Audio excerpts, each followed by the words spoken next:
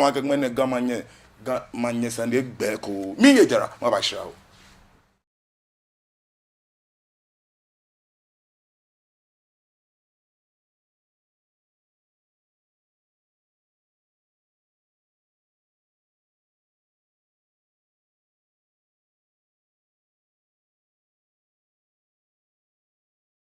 Children have a very high nutritional demand in relation to their size, and vitamins play an important role in maintaining healthy growth.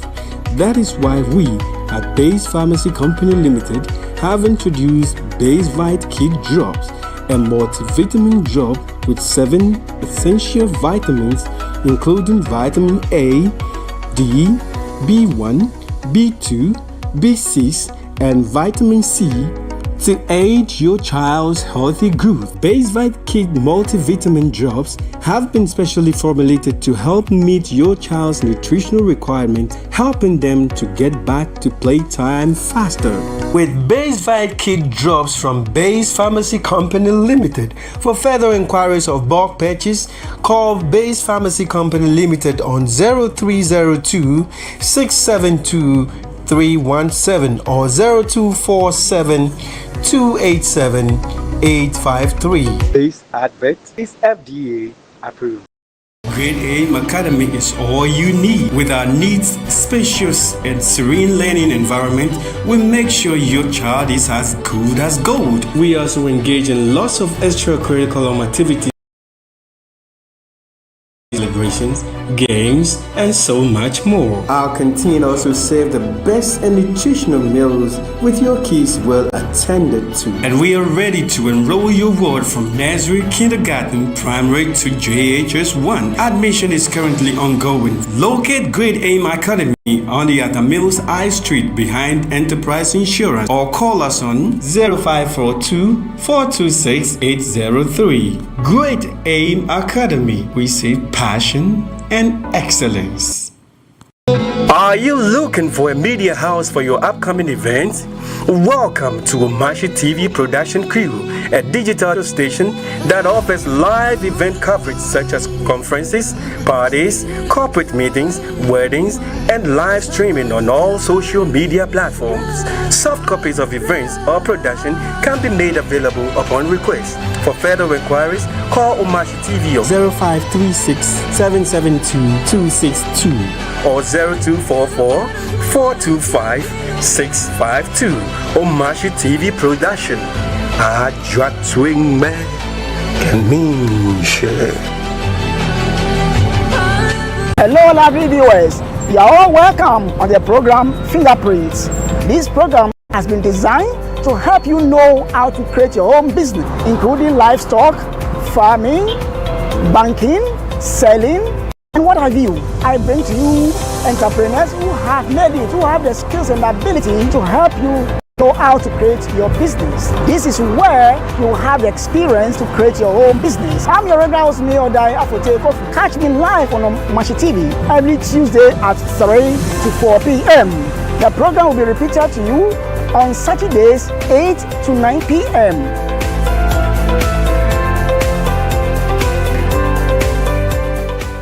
Ghana be the Mantiasio mi be fair. Asaga me fe hono. O ya he short we bona fe. Ni bi ba me ana okay amanye bo aba fama bi anyi ke amla lo bona fe na amla akwa ni eyi ebuwa.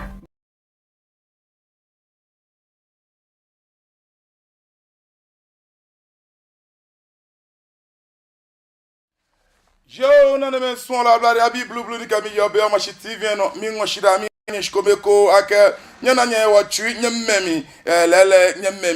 nyemmemi inte ya jara imba shwe ke o manye ke shade ni me na me ime la ke shije na mbe eti o mo makwa ma chilele wonu amini ma fele kpla onu mi shin ogle tu ble ni ma fe mini makwa ma jie ni o yo yai aba ni me na ma blade abi injamla nye nche otu ese ni ihani onoli ake nwene keji nywe gbe ewo ni ekewala kewo wo ba wi wo nyina dede o medro gama nye ne chon ese sandi producer bo mode no ke infoni ko afun shikuleche na anamoni sandi ni imba amawe amlo ne nke mini wo nye na dede o medro niji gan manye ni echon ese ena eheko ete nyeme wonye Sunday imba nke bo aba femini nke bo abagba eji ake nokwu ete no ne are o ne ye nagba ya unto shinke gan nupa ta flat afe kun aye gan mi nke ni na bo abi etoe nke afe kun aye gan ni keji lela kenye nto sagan alo ni chake gan alo nya ni gan dangbe ayala odugba cheme be ni kwanye na jinfa mu odugba because ko owo egbeye ase gbogbo yi ni cheni ta flache efe ni bi odugba ye hia alo enye wo bi ya egbeye te wona ni bi efi han tin afi omanya na afi ochaka no ani bi piye nye na ale ake alo mbafo owie mu ake. Well, we were not born to be stubborn, but it is the will of the community. Gadang bekebi na na wo. Afo wa ka oba chon bekebi to ekpakulo. Alu bekebi ni to ewa wai. Shimo nke amini. Akutu ni wo jemliem. Akutu ajino ni fe wo na kan. Nyeme afi etema mi nenu wo nye na dedo me ba chon efe gama nye. Producer finance ba mi kemi atuni o fine wonye na dede o medru ni je nyono gama nye o ba nyon ke infoni afun in one side ami ona in ko no gbe ko ni nye me ana money Sunday ni ayo wonye na dede o medru ne nke ba kele ji gan fe manye lele kaja oh so many years because eche un yesin odupa ejake wonye na dedo medru ni ba chance somewhere around at the age of 88 89 day oromishi ni wonye ke femini ke chon ese producer fine na wonye mfoni ni ji wo gamanye ni chon ese ni na eko eti ni wo ba na ke aba fe eyara ke ni bi fe aba ko okwa infoni ne oba na ka wonye na dede o medru be mi ni ejemanse ni iba ni cheme ya femini ate aya pele wo che ni adote otinto sempe manche gama shefe man kralo of the Ghana state legimoni eke enide kokon ewo wonye mini wonye de yen nka jara lele what fail about no ni bi ni te no mene ke mene yue ne ke mene bi pa gbe na ni ka bo yu o nyeme ebe nye afi nye gamanye wokume amelo amekete Greater Accra Regional House of Chiefs amete ama feel official ki an cheme ejan ke amenye awo ka menye mi yo ka mi sun lo ka mi manye ni tun se na ka fe ya la fe ko ya lo shi body ye free jimi nyeme minto make gadangbe bi fe nyumbo je ya no kwale wie mo no na ke nte gadangbe onupa ita flache nyemfe bulu mi bulu ejake no ni bi ko me ni fi o wo bibi ani won ba won se no wa fe ne ke pro to ani ko na wo nga chije nye meni nye wo nye ba fe nye ba totom wona jante ke ne ke pulu ani fe mo ko na tachi na yo ke shigan chame ta flache nchu ne tenwe ye ne ke wie mo ne alo ne ke gamanye sane ne eje noko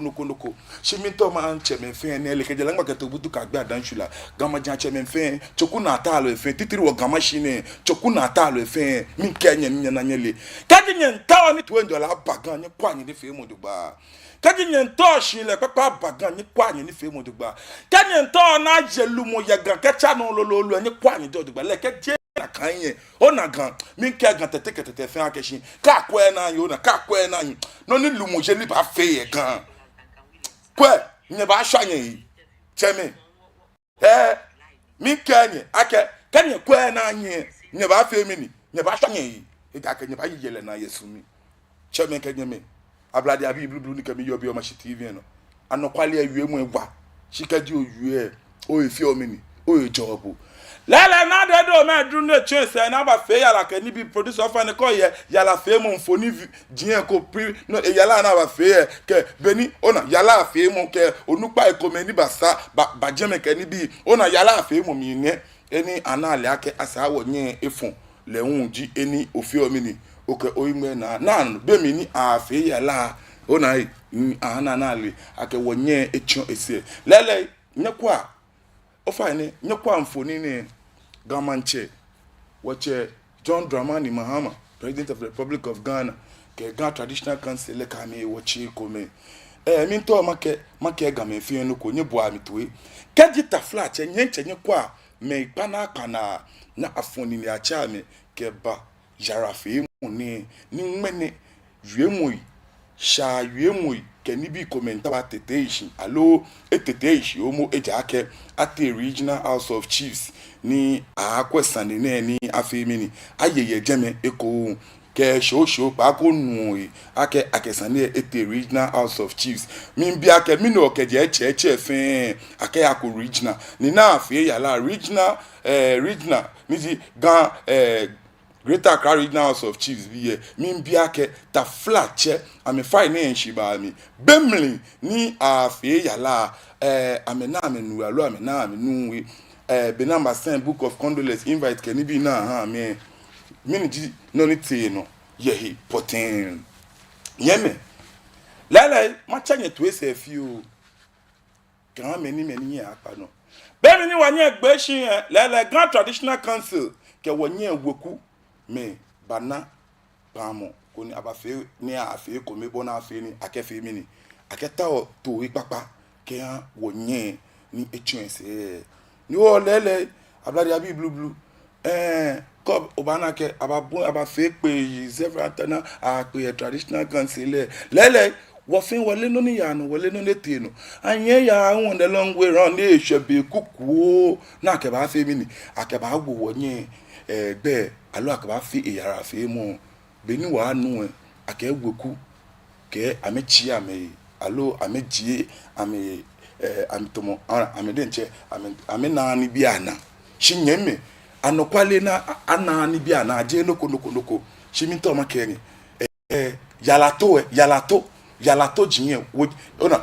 signing book of condolence jinye na keshika yala no wo mushika jinye nyeme cheme no jino ni ke inti eba kemi male e ode bi na ma warasta minto ni gan dango onupa ife ni le yala ni eko manye gweku me bi o no fiamo ni ke mi male minto ni eba enyeji e filipo ni eba otake je shika sani jino ni ke bi ke misunderstanding eba ni chame min kenye ona na wanye manye sani ni tino ona Grand Traditional Council na ata je Greater Accra Regional House of Chiefs go Grand Traditional Council ne no maja chame ni talashi na me fi akuche pawo amete me ko me yemi ni yala afi bo ni fi amete me ko me yemi na me influence bi na wogbonu ake na kala to e konklo na me ji ame yala mi je noko iwo nyeme nke shika shemi to ma ke katete fa ka kedi ayeshia alo ayemman ni ma ba dwa be twa ke ma o chiam efie mi ni emutue cheme gadango nu pai min kenye ko ni ahihwie mu agbe na efa ni no ni yin donke no ni fi o ni ka ba we alo gbo enko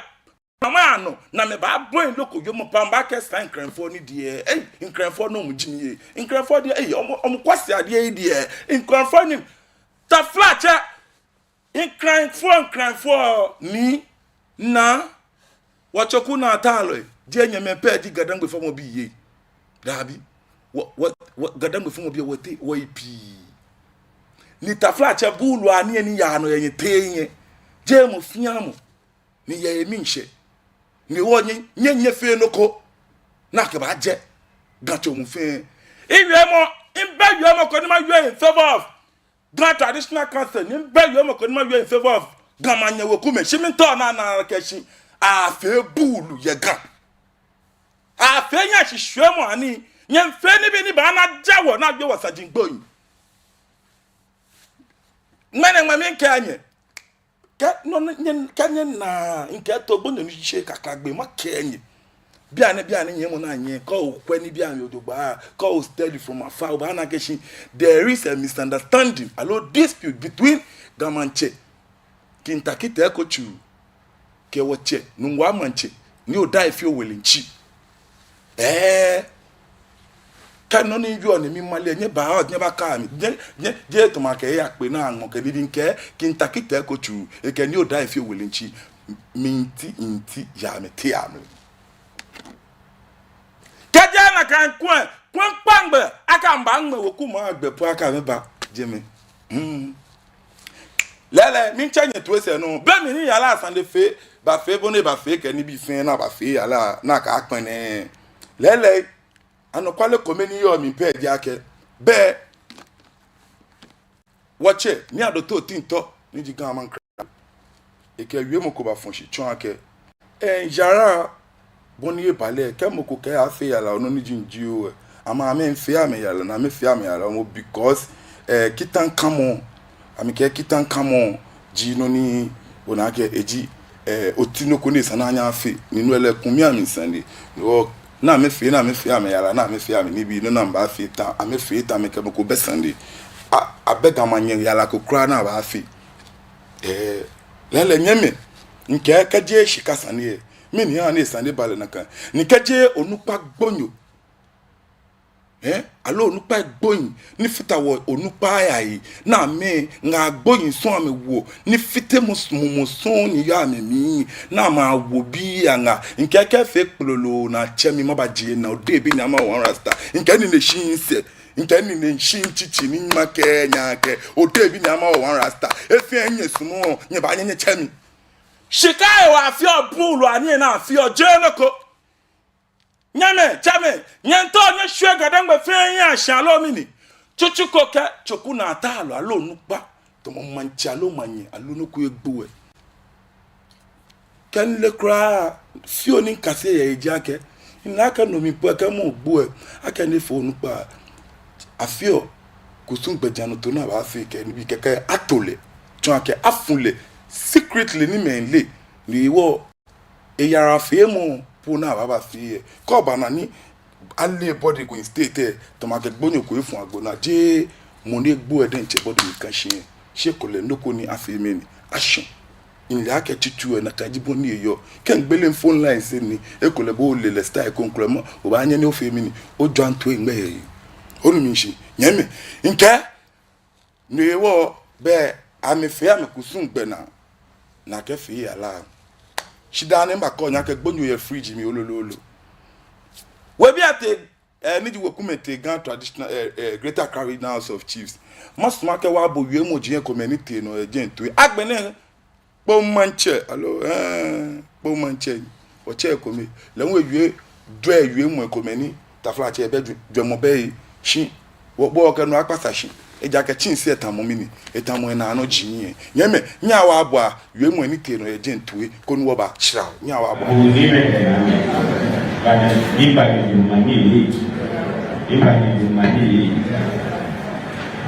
for president Greater Caribbean House of Chiefs ni udai wole chief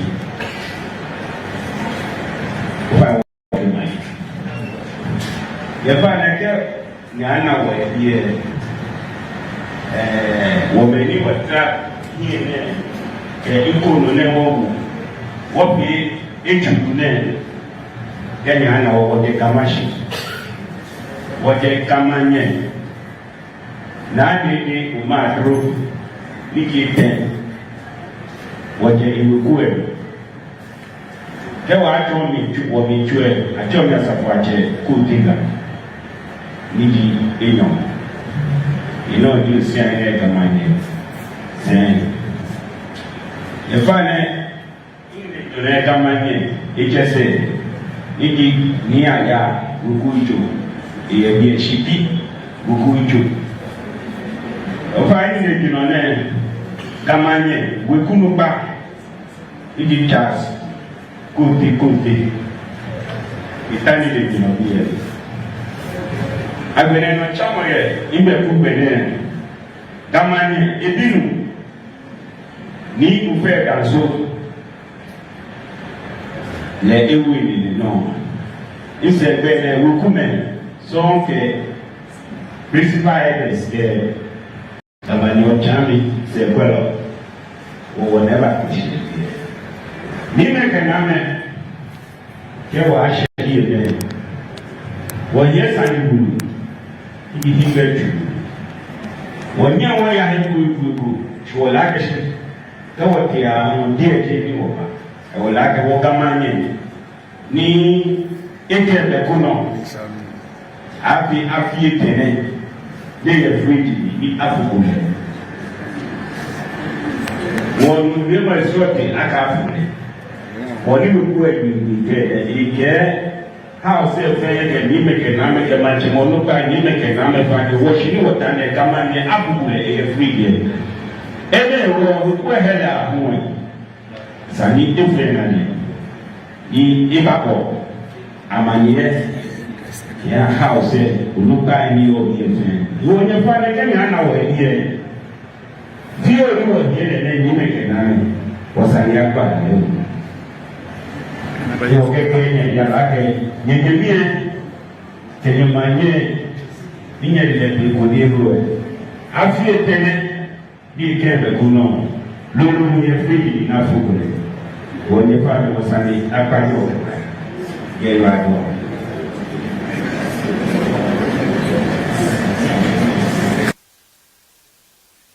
Yo, sama kung video. Aku ni kenani kana iba mani Yo, no one of them. Abladi abi blue. Minta ma bisane ye die. Wo cheko tegan. Ke gamanya woku. Nye fine shi ba amle. Nye sande komeni minta ma binye. Insande bi mo jake. Nye fine shi ba mi. Ndo wakaja bemi ni wonye chwense. Alo makake regional house of chiefs nyete jeme ni nyake yala. Alo nyete jeme ni nyaka amake boni yala ya bale ehane ni nyenu nshinye o nyento ni akwesandi ami na jesandi nyeke banyeba si ku na jesandi alo nyeba nyeba ke yara kenye banyeba si u no ele makake problem be belesh koshkochon shikaje nyeba si u shimon nyeba ke yala ona to nyeba ke regional house of chiefs yala be no ele makake no nyefe be dwemo be eja kama binya ke for so long ba ko don nyeba chinye be ke regional house of chiefs nye ka ma ke gamanye elo cheme nyemfe ablofo ani ona both parties say fin both the Grand Traditional Council ke gamanye woku fin inle no ni na apelio inle shika na apelio no le bulu ani ni yo mi la fin ke ma yue sa mi solo no ni moko ni tase ba yue alo bon ni ba na mi an minta ma biake ona beni boni afe shei ya la fe mo sande keni bi nyento nye fe bulu na ke je gamme chiminto ma bi ake gama nye de nche le nche ni eyo wala mi mini project je nye fe ke agadangbe alo gan ma shie mini no chumo ni enye egbe mini no ni mini potin enye fe anwo onupa ni wo nye se nye wa wo hu da ni nyento nye fe ta flache bulu ani na ke je wo fe ni wo ba pene nkokoko nyeme wekume nke amel producer fine infoni again bena me to live snene ke akansele na akelele amelu amba o ame kete mini kete kansele niji regional house of chiefs nyeme regional house of chiefs gamanye wekume ni mi biake sande na me kete je te ya le antin lala ko manche lawe na anye yue bebe mi ni yue mo ya no alo akwebo na ba fi han po manche yue moko ni yue mo sha shi na je mo baba nya wa bo video tuwe alo kwa video nu oba ni ma jile na president ke onupa na akosia bi ele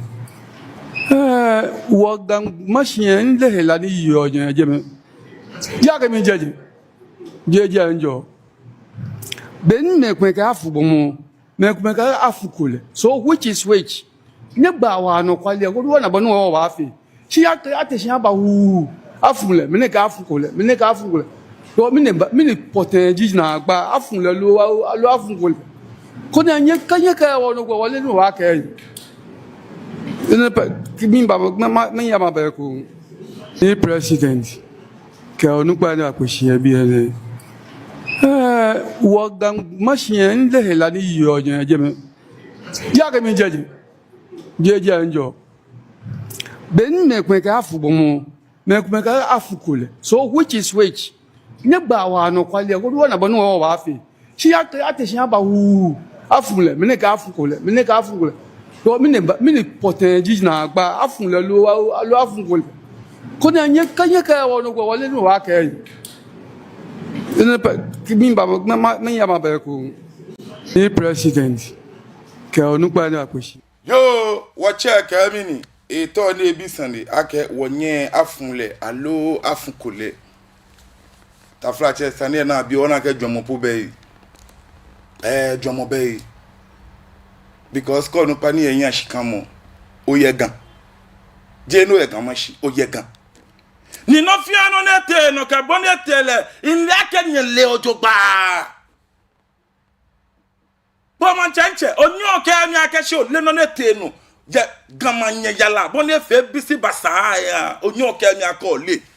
no ka bata on de lo ka ke gamashin ole no nigba amena komito ta flache bulu ani na fi e gamashin a fe yo su teshin la pon nwa ke chala no kenya a fe e fi a no ani ke fe ntu ba ona ni nu onu pa na ba yue ewe keke chu akashi be we mo na yo ne ke gamashin le no ni gba ona biare je gamashin onu pa epe ke yo je mo ncheme je manye woku mepe se bia ne e ke gadangbo chomu fen we ni di gamashin bi fen bo ama je gadangbo because to le be ni osukela bia ne ni ya fi otun ameka me be gamashin no ma ke be gamashin ato akewa ke shi be gamashin wo lulu ni wotala je na kan wo che tam wo ke wo ni no ni ya no je no koni mo fia mo hwe akesa na fe basa na kan chino ni baba na eba ni onupa yin kon la ni ble fo isin adwaloy na ka me talaga traditional council ama me shi na ewo po na fe chika na fe mwanya ni ke ga tete ona no ni ya no egan dani gaba yin ba wa kapa katamanso wo eyi e bia me ayo na ka ba celebrate 200 years kenekem musu manson matan ani bi ne no na ke ba celebrate 200 years ni ereche omomo sta po be lokopo nu wo ba showcase ake na ni bi komenu wo na keje katamanso tan no na no edodo 200 years ago wo be lokopo ten nu wo ba nya okeshi wo chichi nu wo ka ke na ni bi nu wo retrieve from wo be library ko wo be make ni ne center ko poni o ba ke cottage me o ba na ona afe ko museum ko noko puke ha ma gonu pai agbene nya ni towo nye ba no wo ye pool ke shinye chame awanyo ya o manye na dedo me dro body fridge me na te aboriginal house amanye ba kwa me ka mba set committee ameka mba set committee ko ni afimini akabote saniemi onumni nshi no mimba be minister ni gbanya no ma bomode makwe one side ni ma anye no ni wonye woche ni odaife welenji ni di president kian Greater Accra Regional House of Chiefs ni lenon ji nungwa manche woche no be only finalize ni bi nke baba mini manjano shikomeko won mingbele phone line say 0274324331 0274324331 bonian fi ni omofiamo onye ocha kono femini ochon ojemo ye gamanye na dede omedru yala boni etele no ni me na me ime le akeshi jena nke masuma ke wa kwesi ni mfoni ni di video eshikome eko nu oba shao nji manye wekume ye Greater Accra Regional House of Chiefs nya wa kwa ashikome oba cheme For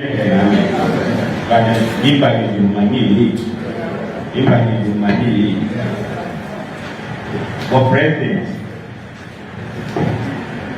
Greater Accra Regional of Chief, me would die with a chief. If I want my money. If I kept Ghana were here, women were trapped here, equal no level. What be each of them? Ghana or the Kamashi. What they come on yet. Now, they might rule, Nicky 10. What they will go. They were told me to what me to I told me as a watch a cool digger. Niji, you know, you see, I had my name. Saying, if I had my name, it just said, Niji, near ya, Ukuju. Ye shipi bukuju ofa ni jinone kamanye wekunuba idi chas kuti itani de jinobiye agbere no chamo ye imbe kubene kamanye ebinu ni ufe kanzo le ewu ni no ise bene wekumen so que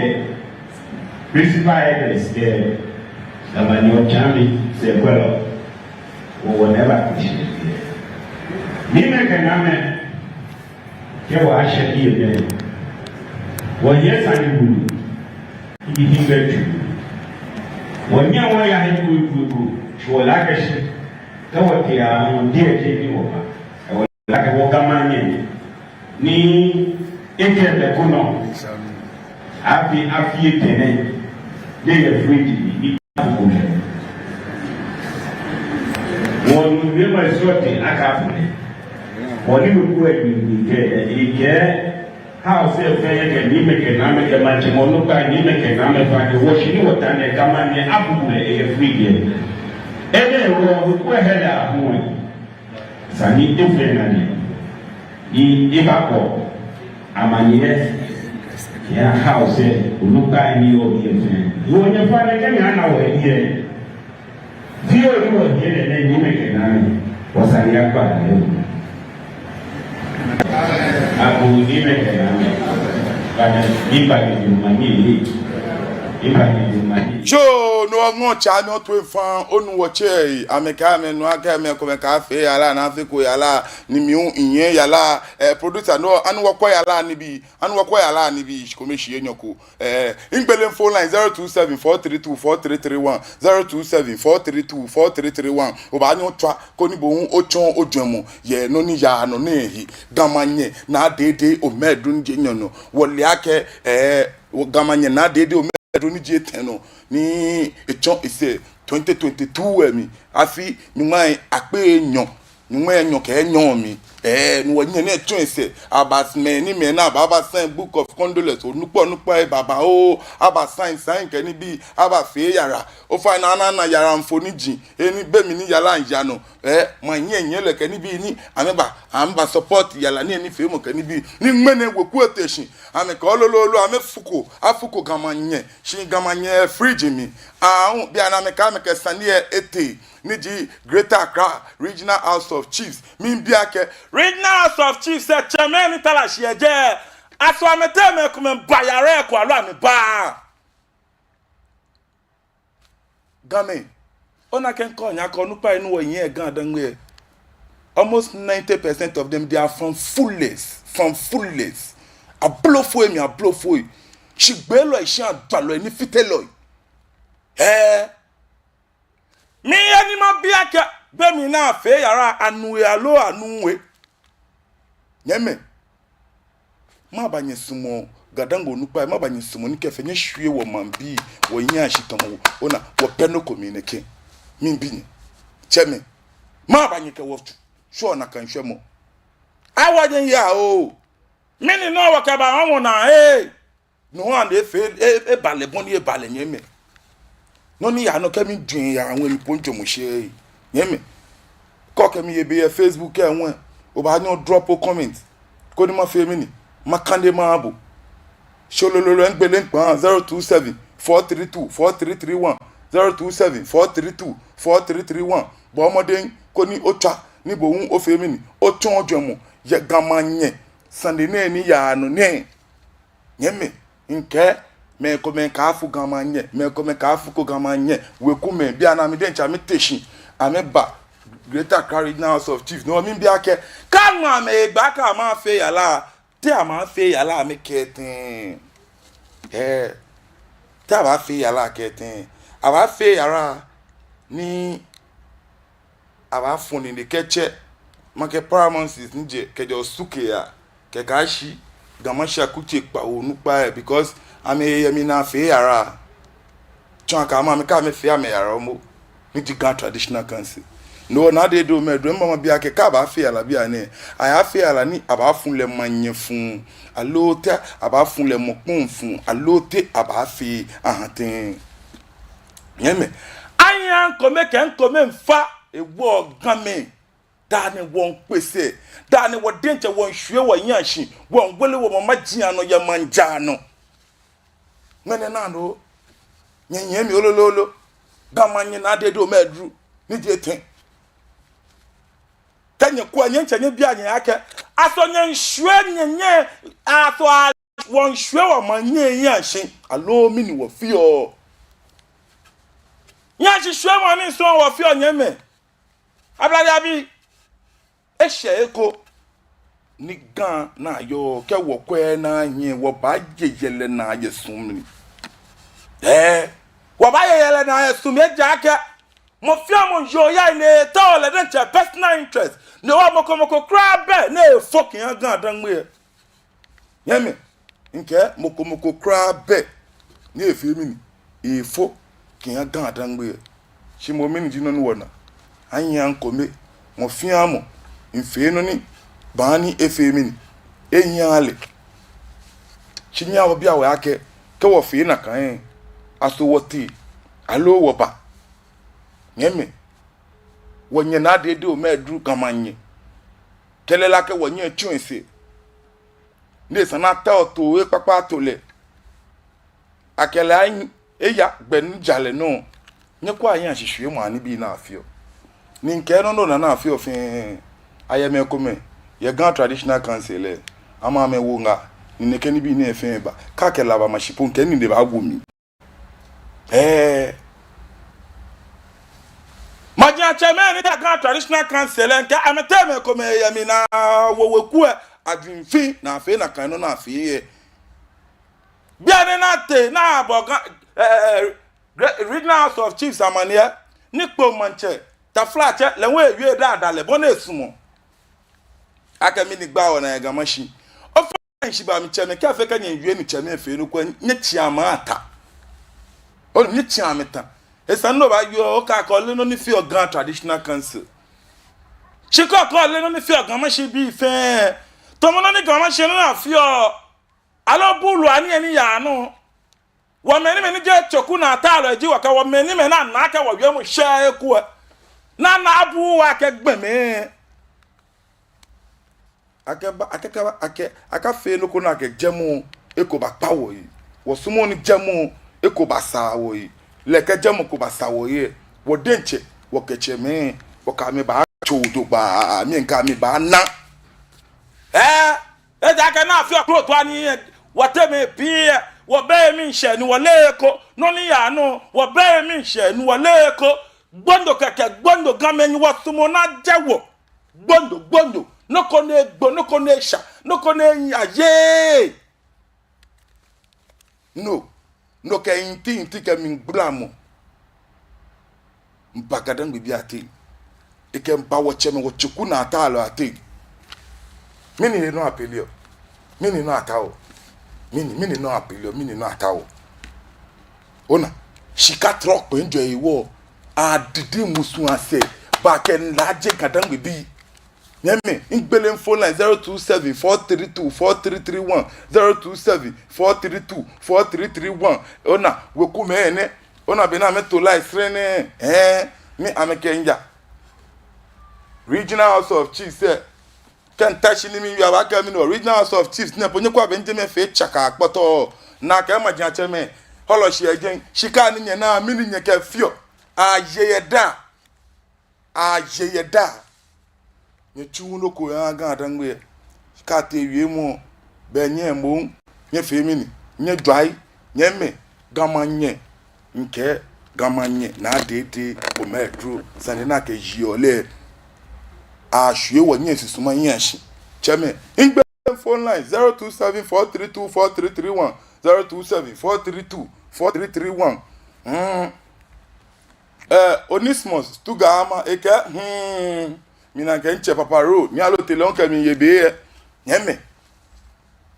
te wo shile ha ten ni fi manya neki wonye na de do medro gbonyo shikai wo fun shikajin wo eke mi gbla mo e ba wo cheme na ati gbonyo keke nye gbanti ne erinye dada nye sheshe ne ke gbenaji ni nye ne yala to ne sane ke mi gbla mo ba nye te mini aye omo alo mini no ni anyame masuma ka wa bo po manche na yemo shikome ko tu epo manche yemo ne wie e mi to cheme ke nyeme nye botu shikome ko nye bi nye ake onupa yu one ken lo nya wa bo ale tu wo ba shikome cheme President ke onupa na akosia bi ele wo gang machine nde hela ni yo nya jeme ya ke mi jeje njo ben me kwen ka afu bomo me kwen ka afu kule so which is which ne ba wa no kwale ko do na bonu wa afi shi ateshin aba hu afu le me ne ka afu kule so me ne poten ji na agba afu le lo afu kule ko na nye ka wa no gwa wale no wa ka ne pa kimi ba me ya ma ba ko ni president ke onupa na akosia bi ele wo gang machine nde hela ni yo nya jeme ya ke mi jeje njo ben me kwen ka afu bomo me kwen ka afu kule so which is which ne ba wa no kwale ko do na bonu wa afi shi ateshin aba hu afu le me ne ka afu kule so me ne poten ji na agba afu le lo afu kule ko na nye ka wa no gwa wale no wa ka ne pa kimi ba me ya ma ba ko ni president no nyeme na de men lo ablade abi blue ni kami yo be o machine no nga o cha mi o to enfan yon yake obo wie mo mlintwe no ani mi bia ke cheme nyeme ablade abi blue mini jinye jomo chomo bo mo de ko no 0274324331 0274324331 bo mo de ko ni o twa ni bohun ofemini ochon ojuemo inake nyeme piun di meni ni ke mi yebe ye manse mapa bu fa ka jo ke mi yebe ye manse ni twa ba gbo na o ba anye ni o drop comment ko o drop comment ma femini ma bomode ma kande ma mu fe ko ni anna bohun ojuemo chomo odumishi because nyeme no ni mi na anye nke ke wokwe na anye cheme kenyeme wo ba yele na yengbe yesumni ejake no ni ya no nyeme e ya unto ne na ba ne yenya hihwe mu minake inkola ko eba pano elo ablado fa no gba ke no to akejo wa rasa yesu bi mate mi na mo gba na mi elo no nche yo ngba di yesu bi mate mi na ke je te bi dia ando na ya nche isa no ko be ni bi o gba na ejake obo o program na efe mo ne ete ya na ko kra afi yo ibana ni wọ́n níbi ní ya nọ ẹ̀wọ̀ kàmá níbi ní níbi àgẹ̀ṣù wọ́n máa ń tẹ́mẹ̀ kẹ́ olùpọ̀ nìyẹn wọ̀ yẹn á ní amẹ́nu ọlọ́rẹ̀bù ọ̀dọ́ èyí. ìjà bẹ̀ sí bí àná ọ̀nà kọ́ òkú wọ̀ kàmá ní ọ̀yọ́ jẹ́ ọ̀bẹ́lókù ẹ̀ ọ̀bẹ́ ọmọọṣẹ́ ẹ̀ṣùn. ẹ̀jẹ̀ kẹ́kọ́ òkú wọ̀ bí àná wọ́n sì pé ní ọ̀yọ́ wọ́n rà sà kọ́ òkú ẹ̀ àwọn fi bẹ́ẹ̀ ọba tó mẹ́nẹ̀ beje no kwe Nwa shishi. Mana bona abo je me fi mu let's see o da ye mi a nka abo de show me no kwa ka ti show aba ho ra ho te ba show ba show ko ye wo de ko wo tu show ko de nje ya na ba wo pe no ko wa wo show mu na ba ki wo pi ko na bi ni ba ka ba wo show mi na ba ka ba ka be pe ona ni na wo ka no sanu fe business wo touch no won kwe no sa ya no tu o tu ko pa you and mo de ba yin o se Abam. ta wo fe ta wo no wo mo de ba wo yan Abam. ba fe fa no bra e ba so yin ya no no we ka o fi ne kama alo ka ma ti fani de nya wo fe fa no ra don ye bi ma te Yo, incha Yesu bi mate oyiwala don shida be ko nfe nke inche paparu le hun ba fun panu shin mi na ke numwe efe busy few ni di wo che paparu na e twakechom masma ke bonwo ba twa no tonjo 0274324331 0274324331 nke wonye na dede o medru ni nke bo yo ni e body ye fridge mi olololo Iwo wekume alo weku efemini amechike benke niji Regional House of Chiefs Greater Accra Regional House of Chiefs amechike benke na ameti amahani amena ameliake amenye ye fridge mi olololo ni afukole no eje ni po manche ba wie neke wie mo ne no anyeme masumake madwo to engbe kian wie mo ni tie na lo no ni awie allo boni traditional council in the Regional House of Chiefs amekeba e wo mi kan kenje nyame abla de TV online ame page no e kemini no wa manche ni Oda Ife Owelenchi the third president of the Greater Accra Regional House of Chiefs has announced that the burial status of the late Kamanye Nadede Omedru the third will be truly examined and may involve the constitution of a committee of inquiry. Chwakeshi ambakwe koni manye gamanye yara bona chon afe ni bi aya sandemni shiminake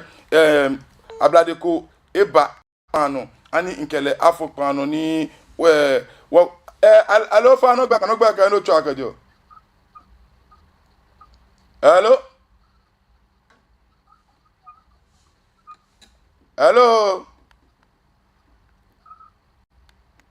Minake nyemi pa eche bo ba nyo 0274324331 minake nyemi ko kro e ba pan no. Hello abado fa no gba kan no chwa kejo. acho mi aso min trakenji achi mota Ando na ya nche. oni yo bi ya keshi jenfe ya keshi afi na de kuma idi kamanye afi yala na gbina eni wokume ya na asia amere amena ma afi yala dake abi campaign heretori yo biti na me pena aka afi kani bia bi na afi yala me manjonshi na stop yala na me manjonshi na me manjonshi na me mepe na fe no ni meje mante meje na aba wa ke fi yala mi ni tro na ka na me fi wokuwe na de o ma do wokuwe tre lo ba mi ile lo ba mi ani nye so na fu le ba ma ni stop yala ka mo fe mo na ke trouble we afi yala na mo hie ni ta o ame musu ame manso abu ame de falo manyaba Ya inche oyiwala don ke ojomo chomo wo chele on bi sanibi mo jiake be mi ni yala nya no mi ni jino ni amenye amewie ye mi na ke kola ko eba pan no hello abado fa no gba pan no gba kan no chwa kejo hello hello fa no gba pan no gba kan no chwa kejo mi trakenje my o Fernando na ya Ngemi trakenje maya eti agenu ni oyu one yemu agboni kenkenu ni tawo ma biiji ani onupa begaro unwe ga onupa ni lo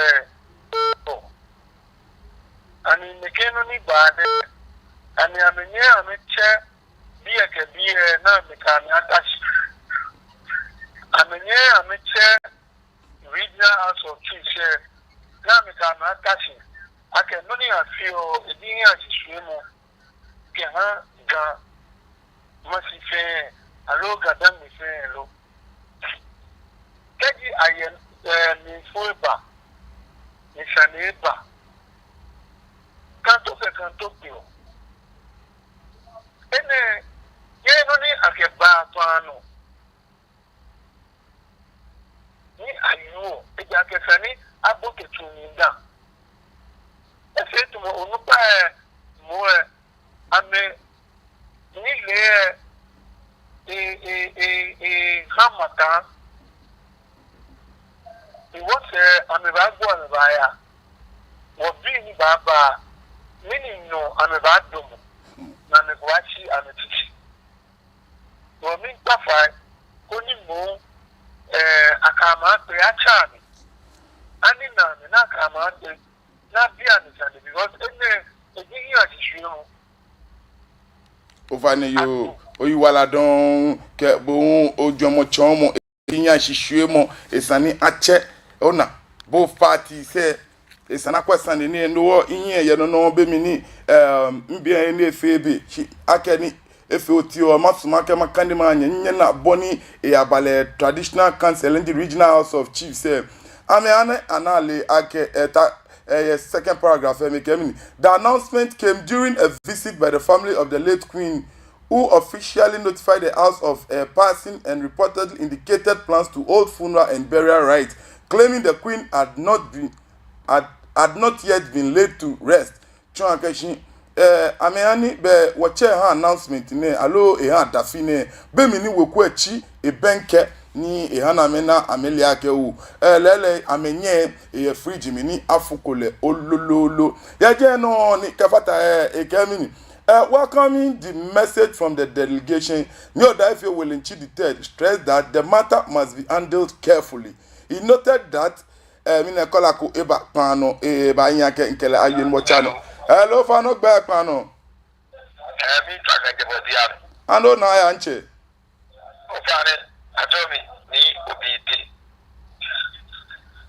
O Fernando na.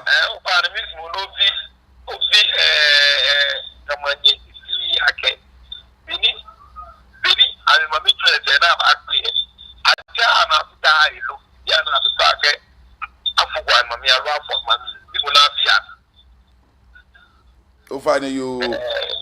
wanyemi ehun sane bi mo ne ekele hun esumona bibi ake yala na pe ameyemi alo amebemi aso acha me ewomi alo acha me wo mi shinche answer ji acha me ewomi kaje shishije ameyemi ni aamuna monwe ni onake intinti ko aba ni mingbla mo aba nke shikasande como cause mo wanyo kemi afi no chuisumo ye je no kemi I'm candle quickly again. Welcoming the message from the delegation, Nyodaifio Welinchi III stressed that the matter must be handled carefully. He noted that he would not immediately believe and act on claims that the late queen, who passed in December 2022, had not been buried until proven beyond reasonable doubt. Yabiane wache Nyodaifio Welinchi na amena ameli akeshin. Egbla sandenemi alo efe le plakpla chimonwe eba bomodin koni prove ni bi na ba le to ne na prove ni bi ni chon ake afeko yala olololo bona kia ona konika ajaje sanie ale bona ba femini aba ajaje le eha last paragraph came according to the president, the house will meet with the family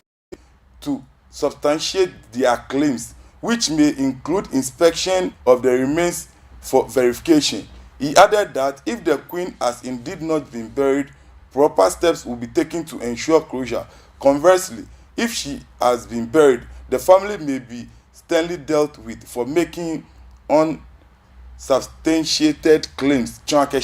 Aka akwesani mi ni wonye wacha yue kete eko concerning ake kaji akwe alo anya ba prove ke manye body ni chon akeshi body e femini eje olololo shimo choko ise be nuele abakwe ni noni kangbe ni akefe meni koni ake fongbe koni boni abayale na afe meni anyeni ayale na keke twinjole eba shi eba sumo ake eba akojo sanie sha shikombe no keke efe meni efe tomo egbe enofiona eno nime na me ablade abi eni omane she masuma ke shi mama ina shi ebi ene shi min ke gan tete fe ake nyan wo kwa ajemo dugba eja ake no bi kome ni wo fio wo ken gbla gan yise anyan kome ke shika e an gan fin etoton nime na me madanye shika me komo moni ke ni fe moni ne bo gba noji o debi ni ama awo wan rasta to gbondo ni sheka clark gbe ni radon kemi kwemo